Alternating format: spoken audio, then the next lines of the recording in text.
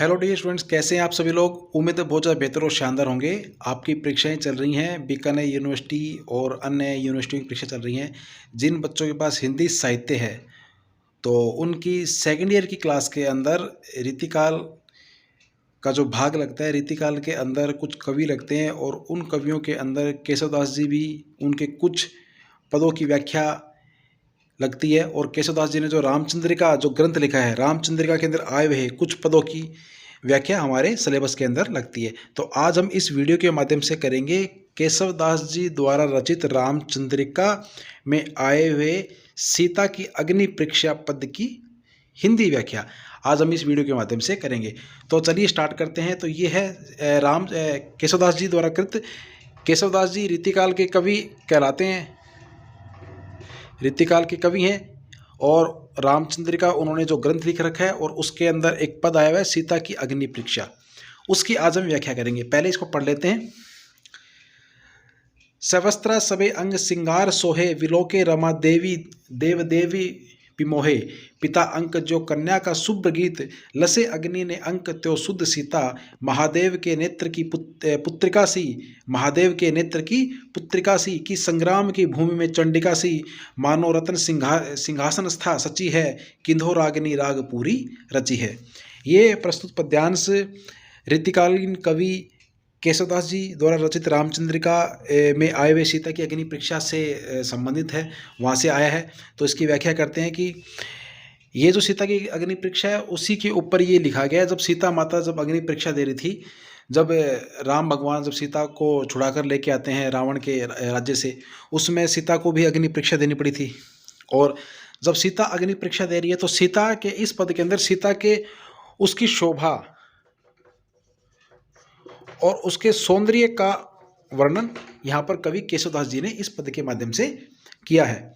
तो इसकी व्याख्या है कि माता सीता अग्नि परीक्षा दे रही है और अग्नि परीक्षा देने के उपरांत भी उनकी सुंदरता इतनी ज़बरदस्त लग रही है कि उसका वर्णन यहाँ पर इस पद के अंदर किया गया है। तो कवि कहते हैं कि सवस्त्रा सबे अंग सिंगार सोहे, कि सवस्त्रा सबे अंग सिंगार सोहे, विलोके रमा देव देवी विमोहे। कि माता जो सीता है वो अग्नि परीक्षा के समय संपूर्ण वस्त्रों को पहन के और श्रृंगार करके बैठी हुई है। और माता सीता अग्नि परीक्षा देते समय संपूर्ण वस्त्रों को पहनकर और श्रृंगार करके अग्नि के ऊपर बैठी हुई है और ऐसे लग रही है कि मानो पिता के अंग में एक कुल की कन्या बैठी हो। विलोके रमा देव देवी विमोहे। और सीता के इस रूप सौंदर्य को देखकर, अनुपम इस छटा को देखकर संसार के जितने भी देवी और देवता हैं, देवी और देवता और यहाँ पर रमा माता स्वयं लक्ष्मी, उनके इस रूप के ऊपर मोहित हो रहे हैं। विमोही मतलब होना, मोहित होना मतलब सीता का रूप सौंदर्य इतना मतलब आकर्षक करने वाला है, इतना आनंद देने वाला है कि वो अग्नि परीक्षा पे बैठकर भी वो इतनी सुंदर लग रही है। उनके रूप सौंदर्य को देखकर संसार के समस्त देवी देवता और स्वयं माता लक्ष्मी भी उनके रूप के ऊपर मोहित हो ही जा रही हैं। आगे कवि कहते हैं, पिता अंक जो कन्या का शुभ्र गीत, लसे अग्नि ने अंक जो शुद्ध सीता। जिस लसे अग्नि ने अंक जो शुद्ध सीता। पहले इस लाइन की व्याख्या करेंगे फिर इसकी व्याख्या करेंगे कि लसे अग्नि के अंक जो शुद्ध सीता। जिस प्रकार अग्नि, अग्नि मतलब अग्नि आग और अंक मतलब होता है गोद, अंक का मतलब होता है गोद। जिस प्रकार सीता माता अग्नि के अंक में, सीता माता अग्नि की गोद के अंदर बैठी हुई हैं, वो अपने आप के अंदर उनके भाव शुद्ध हैं, वो शुद्ध सात्विक भाव वाली है।